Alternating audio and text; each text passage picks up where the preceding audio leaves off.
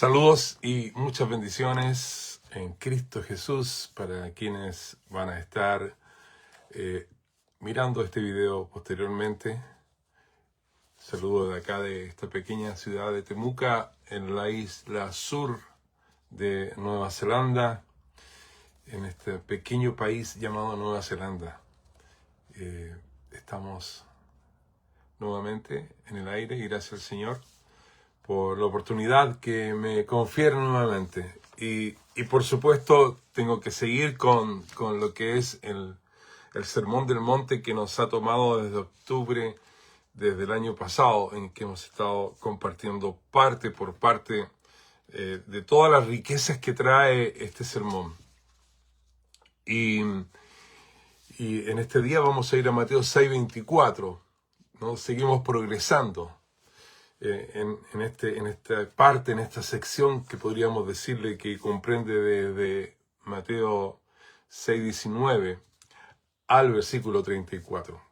Y desde ya les animo para que estén leyendo su Biblia y cuando la lean, véanlo como algo, desde el versículo 19 al 34, como una sección completa, que es parte de todo. Pareciera que no es así, pero cuando ya una vez que avanzamos y pasamos por todos estos versículos nos damos cuenta de que hay un tema que el Señor está poniendo en sí, pero está construyendo fundamentos, ¿no? Fundamentos antes de poner esa enseñanza principal y no nos olvidemos que esta enseñanza está allí mucha gente, pero también están sus discípulos. Y Jesús está ya entrenando a sus discípulos, al menos los primeros 4 que tiene allí junto a él, Jesús está entrenando. El contexto es la cultura judía del pueblo y de otras naciones, también la cultura de lo que había sido la conquista de los griegos, ¿no?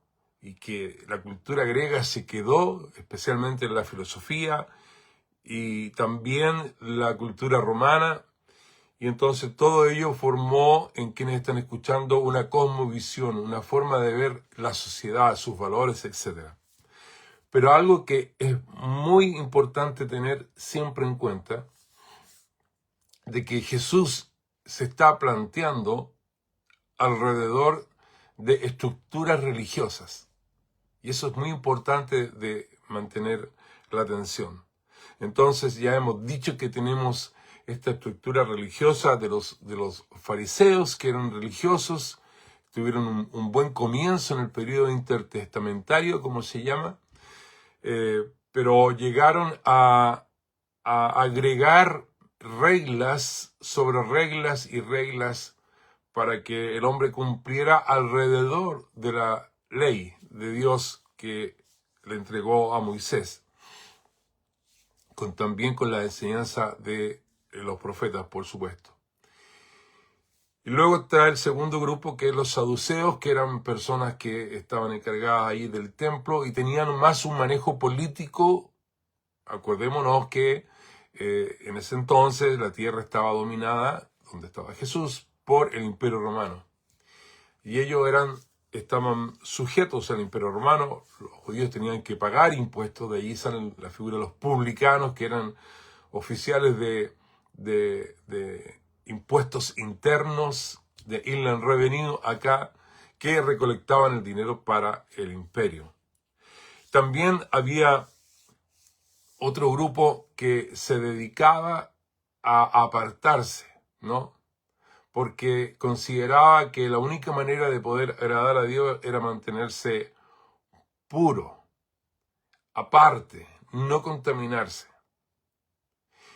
Y también había otro grupo que se dedicaba y pensaba de que a través de las armas se iban a poder defender.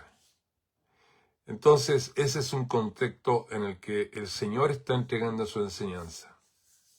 Y acá ya hemos visto que la forma como comienza Jesús, comienza a hablar de el reino, ¿no? Del reino de Dios, del reino de los cielos. Él, el rey, explicando cuál es la lógica del reino. Y por eso que en este contraste podríamos ver contradicciones, por ejemplo, de las bienaventuranzas, porque es difícil que en nuestra mente alguien pueda ser feliz cuando es pobre de espíritu, ¿no? Es difícil que uno pueda ser feliz cuando se llora, etc. Y todas las bienaventuranzas que usted lee desde el capítulo 5. Pero Jesús está aplicando aquí un principio de lo que son las realidades del reino de Dios. En la tierra es algo, en el reino de Dios es otra cosa. Y así progrese y hemos progresado a través de las enseñanzas que va entregando Jesús a quienes le están oyendo. Y entre paréntesis dijimos que quienes le oían eran personas que muchos de ellos habían sido sanados, por ello habían sido liberados de demonios y le seguían de distintas partes de la región donde se encontraba. Entonces, esos eran los asistentes a este primer gran sermón de Jesús. Y luego viene dos mensajes cortitos acerca de la identidad de los miembros del reino. Estamos hablando del reino de Dios, en donde a cada persona le señala con una nueva identidad, diciéndole: ustedes son sal, ¿no? Ustedes son luz. Y luego sigue avanzando para ir con estas famosas frases que estuvimos nombrando cuando oísteis que fue dicho, ¿no? Pero yo os digo. Y acá dijimos que Jesús no está eliminando la ley, no está borrando las enseñanzas de las Escrituras, sino que Él le está dando el verdadero sentido de lo que significa la interpretación correcta de la Escritura. Porque Él mejor que nadie la conoce, porque Él mismo la escribió. Él es la Escritura. Él es el verbo hecho carne, como dice en Juan. Y entonces va enseñando principios de vida básicos, y uno de los puntos fuertes que hace en su enseñanza es el amor hacia los enemigos, algo totalmente impensado. Eso los descolocó tal vez a muchos. Estaba el principio de ojo por ojo, diente por diente, y un principio de justicia, a cada uno lo que le corresponde, básicamente. Y no una venganza desatada, sino que equilibrada.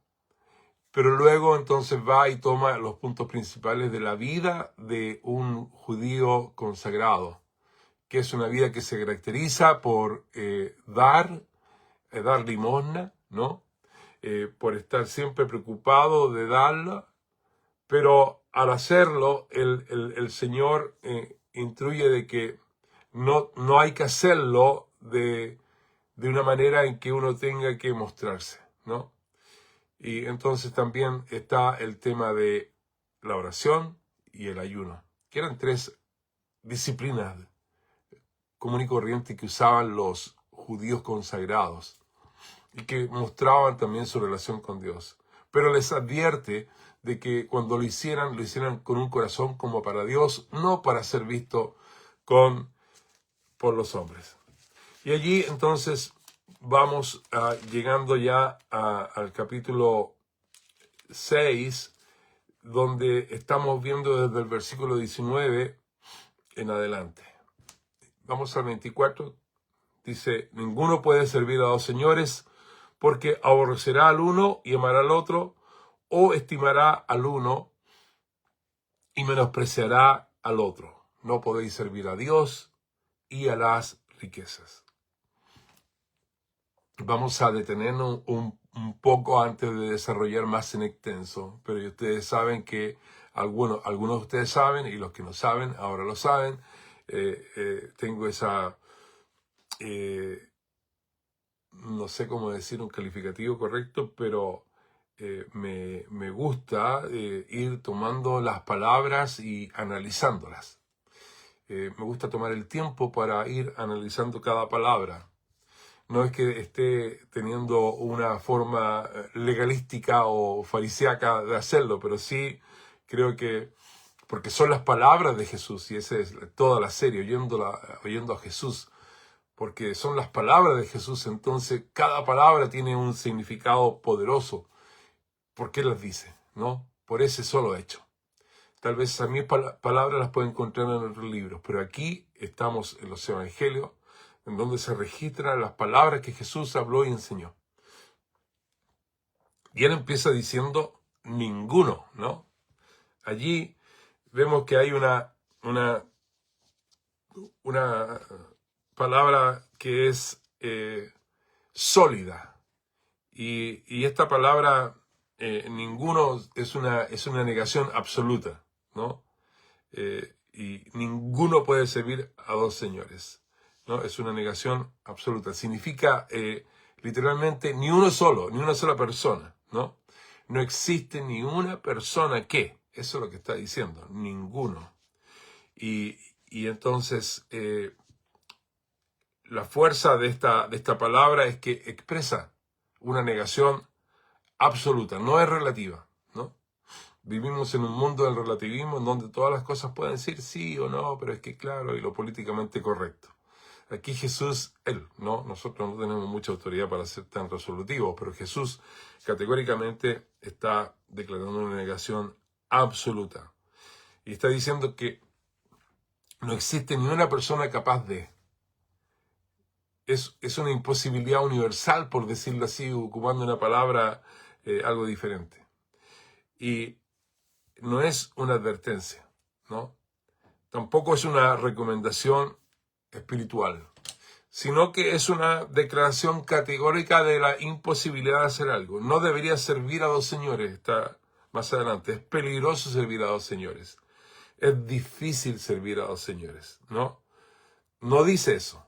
Jesús no dice no debería servir a dos señores. Jesús no dice es peligroso servir a dos señores. Jesús no dice es difícil servir a dos señores. Lo que Jesús está diciendo es imposible que alguien sirva a dos señores. Y todo sale de esa palabra ninguno. Ninguno porque es imposible, ¿no? Que lo pueda hacer.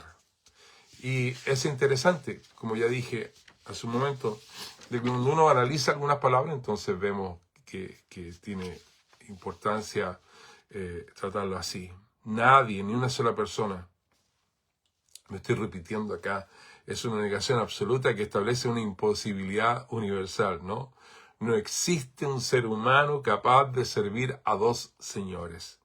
Y entonces, a partir de esta afirmación, Jesús va desarrollando, y acá es interesante, ¿no? Desarrolla dos niveles que podemos llamarle. Déjeme tomar un pañuelo, esto está muy vivo. Existen dos niveles, ¿no? Dice, porque ninguno puede servir a dos señores porque o aborrecerá al uno y amará al otro, o estimará al uno y menospreciará al otro. Entonces, en estos dos niveles vamos a ir poniendo atención, ¿no? Ninguno puede, y esta otra palabra muy interesante, ninguno puede, ¿no? Y es decir, nadie es capaz, nadie tiene el poder, nadie tiene la capacidad, ¿no? No está expresando de que ninguno puede en el sentido de que cuando el niño le pregunta a la mamá, mamá, ¿puedo ir a jugar fútbol con mis amigos? No puedes. Eso tiene que ver con el permiso, ¿no? Pero acá tiene otro sentido. Significa que no tiene la capacidad de hacerlo. Que es imposible por la naturaleza misma, ¿no? Entonces Jesús no está dando un consejo, está describiendo una imposibilidad. Imposibilidad. No se puede. No puede servir a dos señores.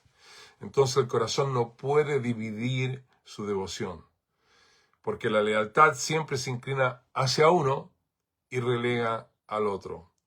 La incapacidad, entonces, está allí claramente. el corazón humano y nuestro corazón no tiene la capacidad de dividirse en sus lealtades. Usted no puede tener dobles lealtades. Por eso que amar a uno implica, obviamente, aborrecer el otro. Y estimar a uno también implica menospreciar al otro. Y dice, ninguno puede servir. Y también es bueno que un poquitito nos detengamos, ¿no? Y servir no significa simplemente ayudar, hacer un servicio, sino servir como esclavo. Esa es la clave. Y esa es lo que está diciendo. La implicación, ¿no?, de ser un esclavo. No está hablando de ser un servicio voluntario, ¿no?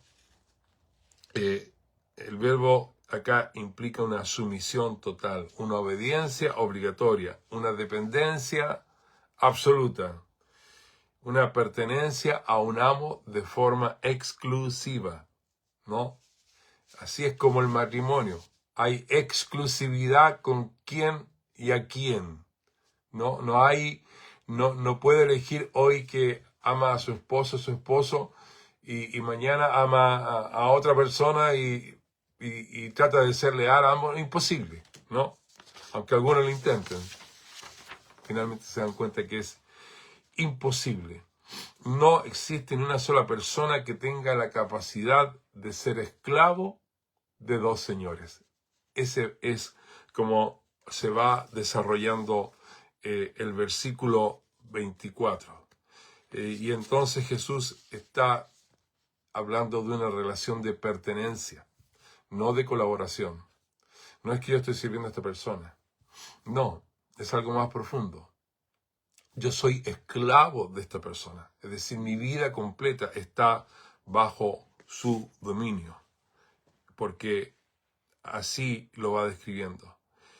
¿Y por qué Jesús dice dos señores? Y esta es otra cosa, ¿no? Bien interesante. Porque, ¿por qué dice Jesús dos señores? ¿No?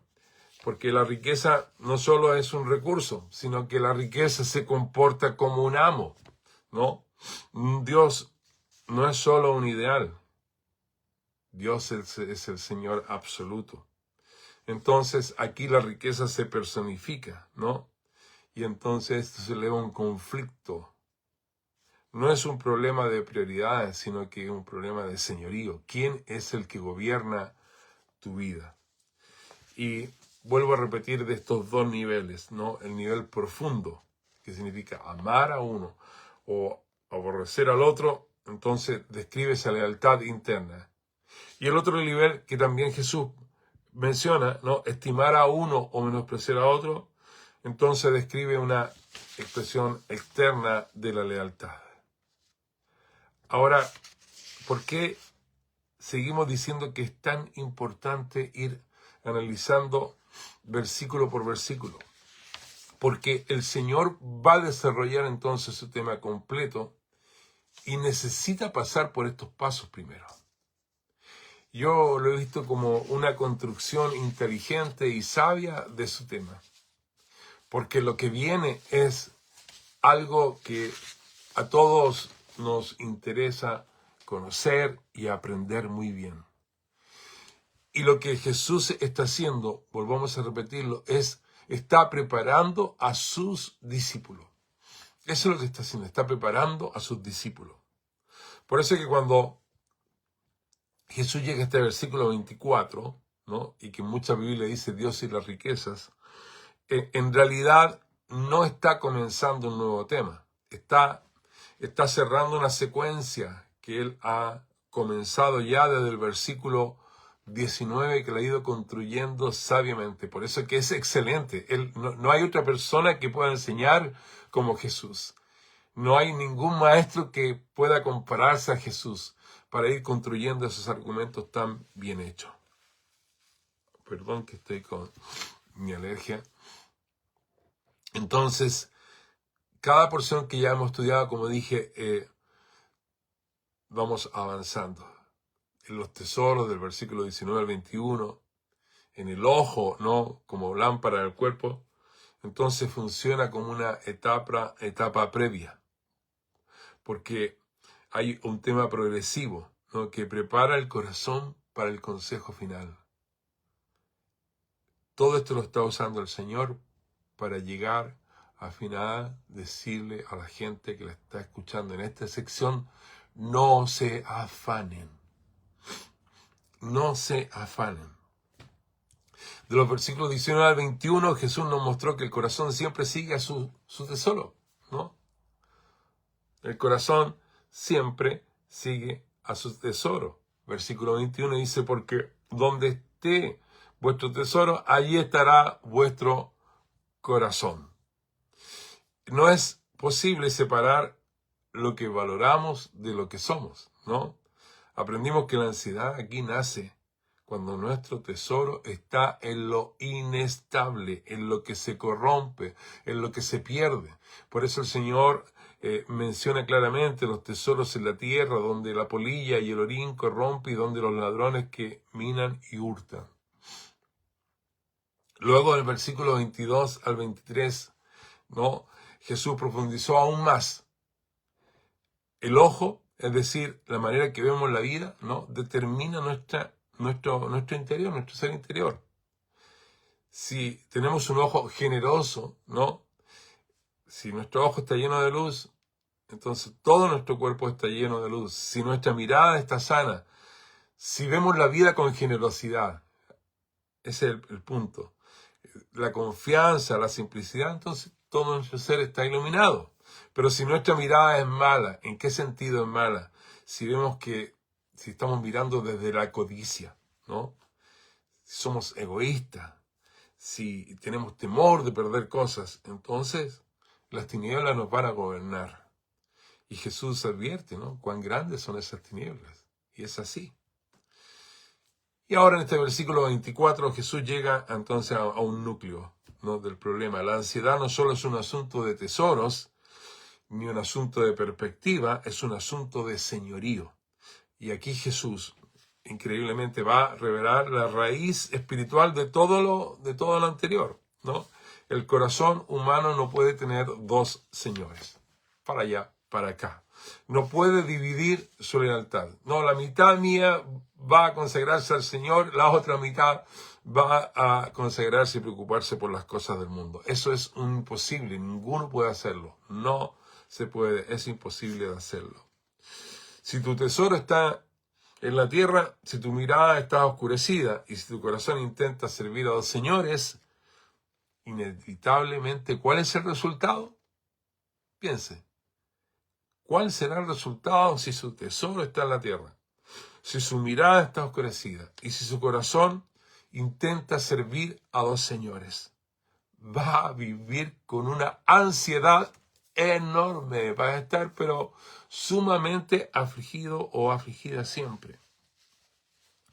Pero si nuestro tesoro está en el cielo, si nuestra mirada es luminosa y si nuestro corazón reconoce a un solo Señor, entonces estaremos preparados para escuchar, para obedecer el llamado que Jesús hace. No se afanen, ¿no?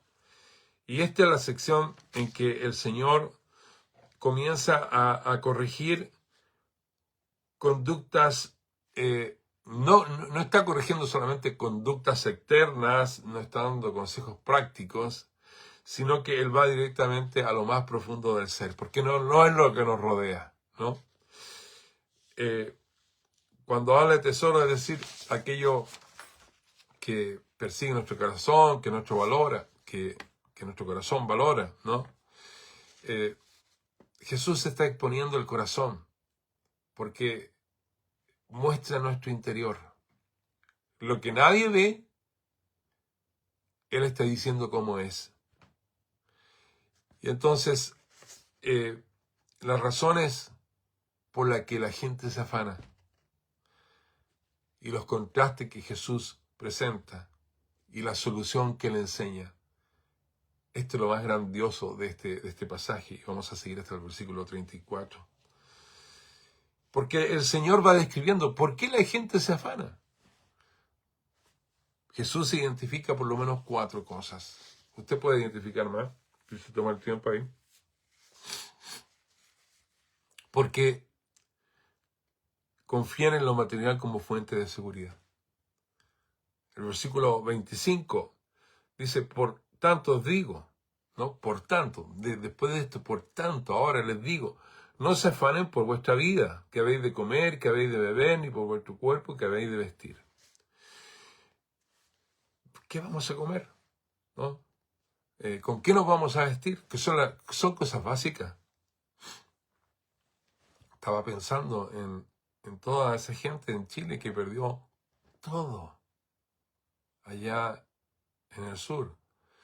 En un lugar donde con un equipo de Cristo Viene pudimos conocer. En Punta Parra, la iglesia del pastor, estuvimos allí, no quedó nada de su casa, se quedaron con lo opuesto. Pero allí estaban alabando al Señor.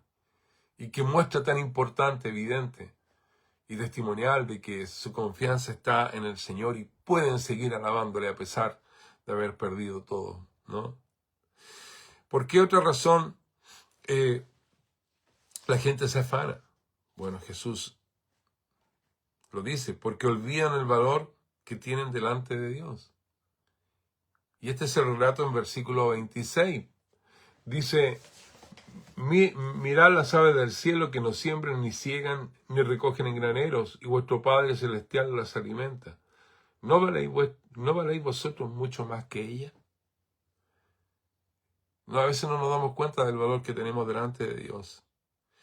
Y la ansiedad obviamente va a surgir, ¿no? Cuando nuestro corazón pierde de vista quiénes somos nosotros, nuestra identidad, ¿no? Y cuál es el valor que tenemos delante del Padre por ser sus hijos. Por eso hablamos de Dios, de nuestro Padre. Otra razón es porque creen que la preocupación puede controlar el futuro.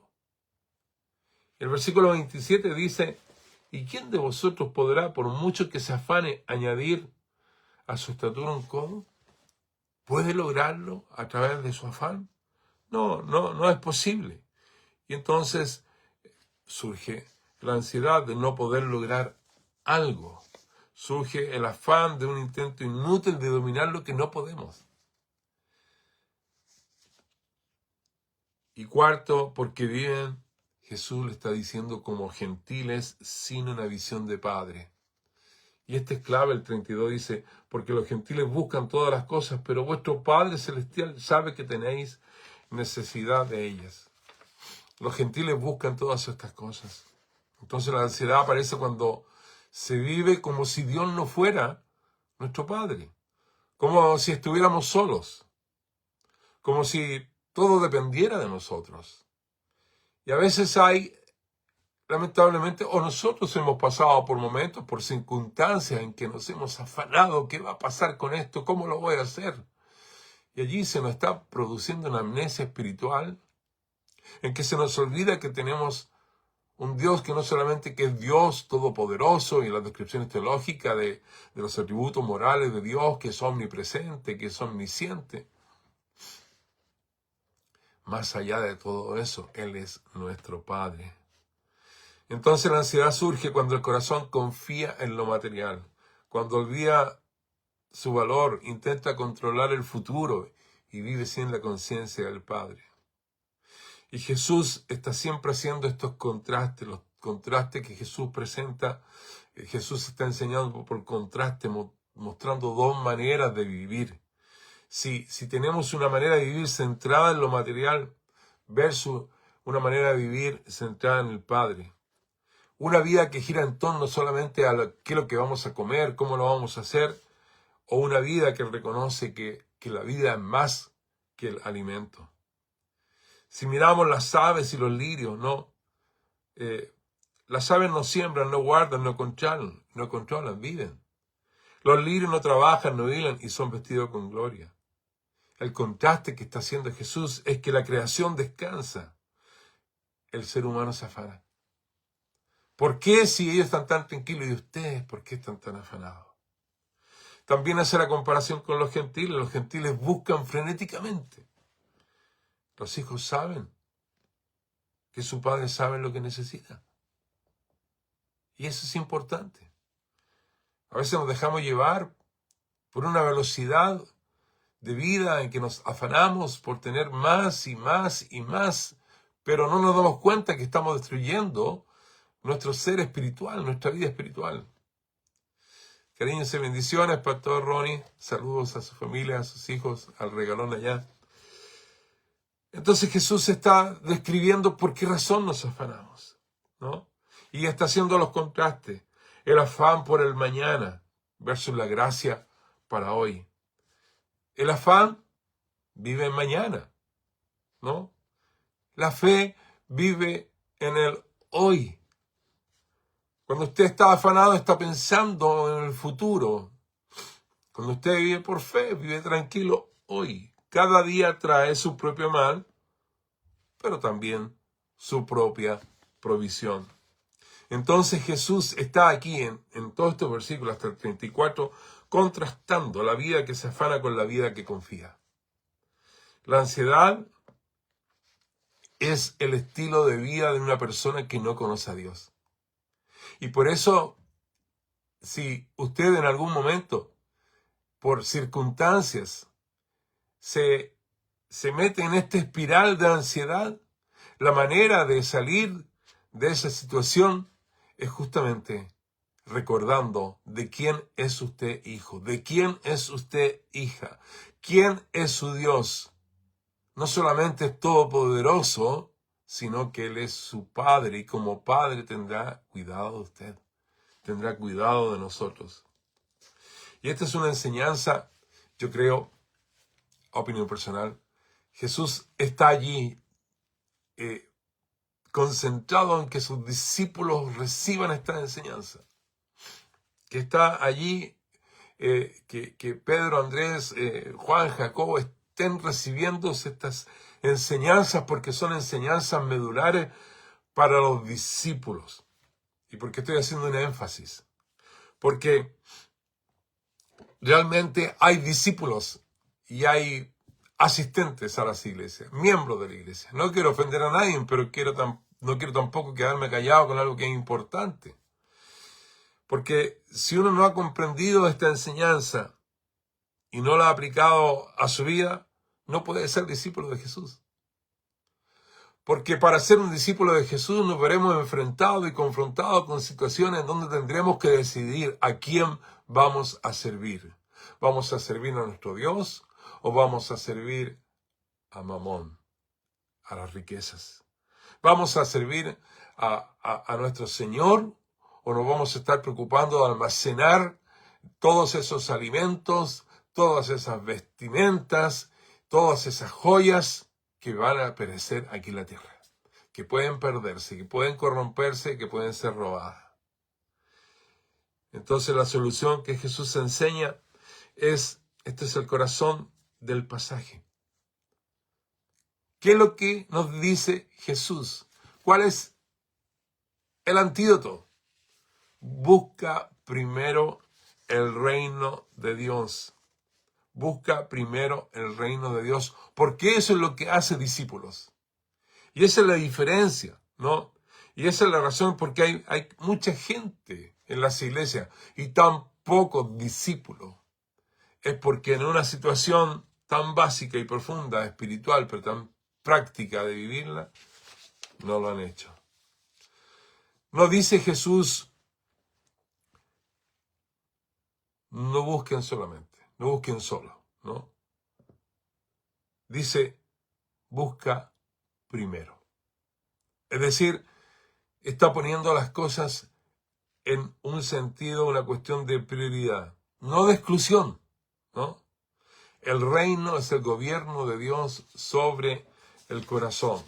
Y cuando Jesús está diciendo buscar primeramente el reino de Dios, Él no está diciendo solo busquen el reino de Dios, ¿me entiende? Pero sí tiene que otorgarle usted la prioridad en su vida a lo que es el Señor, ¿no? Buscar primeramente el reino de Dios y su justicia y todas estas cosas os serán añadidos. Todo aquello que necesitan para comer, para vestirse, para sobrevivir, les va a ser añadido. Pero cuando usted pone las cosas en la prioridad correcta. Buscar su justicia es vivir bajo la voluntad de Dios, vivir en obediencia, vivir en integridad, vivir en confianza.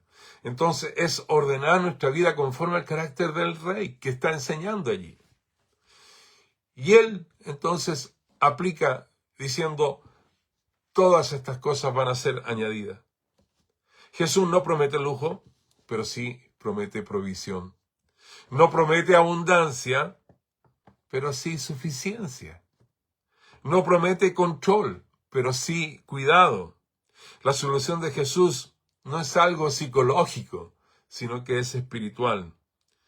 Y Él claramente le está diciendo a la gente, le está diciendo a sus discípulos, nos está diciendo a nosotros, hey, ordena tu corazón bajo un solo Señor.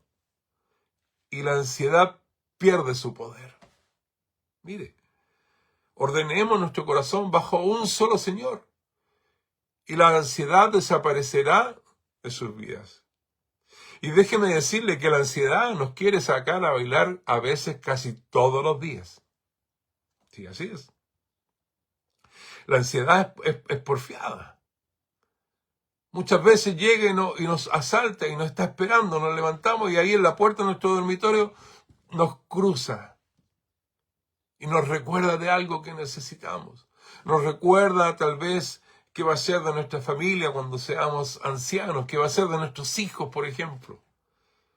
Yo lo he vivido, es difícil, pero por su gracia confieso que Dios, así como cuida de mí, cuidará de los míos. Dios cuidará de mi familia. Dios cuidará de mis hijos.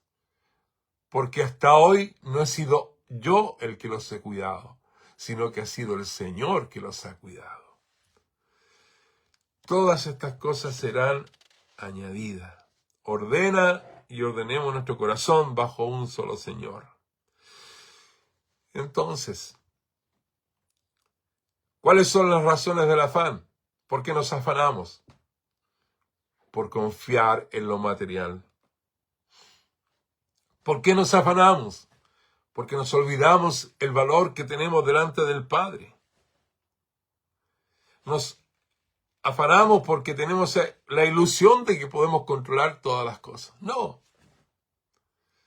tenemos ese poder. ¿Y por qué nos afanamos? Porque a veces llegamos a vivir como si Dios no fuera nuestro Padre. Y esto es un asunto de relación. Por eso que la mente teológica es tan seca. Por eso que la mentalidad teológica solamente describe conceptos, pero no toca lo que es el corazón de Dios. En contraste, Jesús, entonces, pone la vida material versus una vida centrada en el Padre. Habla de las aves y los lirios versus la preocupación humana. Habla de los gentiles que buscan versus de los hijos que confían. Habla del afán por el mañana versus la gracia para hoy. Y la solución es buscar primero el reino. Es vivir en la justicia del Rey y es descansar en la provisión del Padre.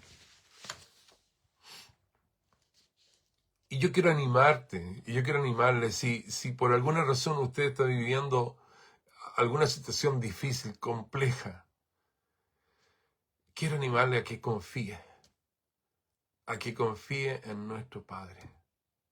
Él sabe la necesidad que usted está viviendo. No quite su mirada de Dios, no quite su mirada del Padre. Él a su tiempo lo va a hacer. Y por eso que es tan increíble este pasaje. Bueno, es todo el Sermón del Monte. Yo no sé cuál, uno dice, pero este está lindo, pero este está mejor.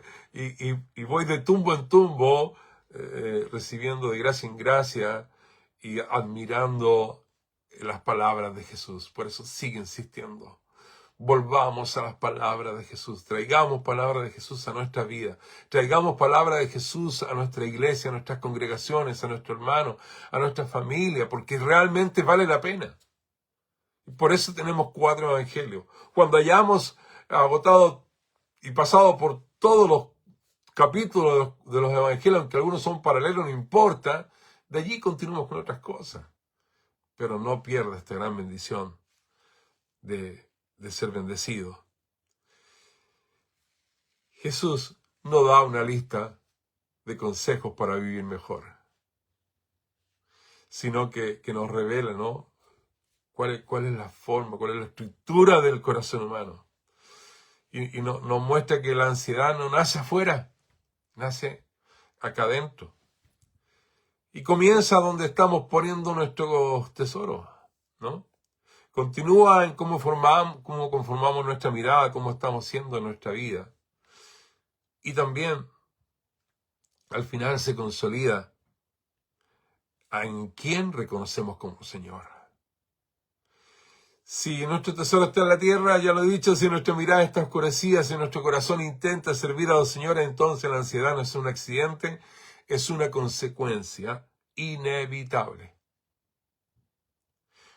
Pero Jesús no nos deja allí. Porque Jesús no quiere esto para sus discípulos, lo está preparando porque los van a tener que servir en un mundo donde la mentalidad es completamente diferente, y así como fue diferente en los tiempos de Jesús, es diferente en nuestros tiempos hoy. Por eso es que Él nos llama a levantar la vista, a mirar las aves, a contemplar los lirios. Yo fui criado en departamento, nunca tuve jardín. Y por muchos años tampoco. Aunque tenía jardín, nunca me dedicaba a mantenerlo, era mi esposa, pero ahora he podido estar cultivando mis rosas, cuidándolas. Veo cómo se florecen. Me di cuenta de que cuando una lluvia muy grande, hace un tiempo atrás, entonces empezaron los brotes más rápido y salieron muchas más flores. Y uno dice, mira Dios cómo está cuidando eso. Manda agüita sobre mí, ¿no? Manda más Espíritu Santo sobre mí para entonces tener mejor color en mi vida. Nuestro Dios es el que provee. Y por eso Jesús siempre está preocupado de corregirnos, de no estar viviendo como el mundo vive, ¿no?, sino que vivir como hijos que confían profundamente en Dios. Y nos recuerda, ¿no?, que nuestro futuro no está en nuestras manos, ya lo dije, pero sí en sus manos. Y nos ofrece un camino distinto. Y el camino que nos ofrece un camino de descanso. Busquen primeramente el reino de Dios y su justicia, y todas estas cosas que necesitamos, que queremos a veces, que deseamos a veces, van a ser añadidos. Ordenemos nuestro tesoro. Que el Señor sane nuestra mirada. Y que el Señor nos ayude a ser 100% fiel a Él. Y así destruimos la ansiedad. Pierde su poder. Y hermanos, como he dicho, no porque la vida sea fácil, si la vida no es fácil. Jesús dijo que tendríamos aflicción en este mundo. Sino que porque el corazón está inclinado hacia Él, ¿no?, hacia aquel que nunca cambia, hacia aquel que es nuestra paz. No porque no haya necesidades, sino porque tenemos un Padre que sabe lo que necesitamos. No porque el mañana esté garantizado, sino porque el Dios de mañana ya está allí. En nuestro mañana Dios ya llegó. En nuestra preocupación de mañana Dios ya le respondió hoy. Así que podemos reflexionar y preguntarnos, ¿dónde está nuestro tesoro? ¿Cómo estamos mirando la vida? ¿Y a quién estamos llamando Señor? Porque cuando el corazón se ordena bajo un solo Señor, cuando la mirada se llena de luz, mis hermanos, cuando el tesoro en el cielo es el lugar donde está, entonces podemos escuchar a Jesús, que nos va a decir, no te afanes. Así que mi hermano, mi hermana querida, saludos y bendiciones, hermana Jessica. No nos afanemos. Cualquiera sea las decisiones futuras que tengamos que tomar en algún momento, no nos afanemos. Confiemos plenamente en las promesas del Señor. No permitamos que el afán atrape nuestro corazón. Dios les bendiga. Muchos saludos. Dios mediante podremos estar el próximo domingo acá conectados. Maranata.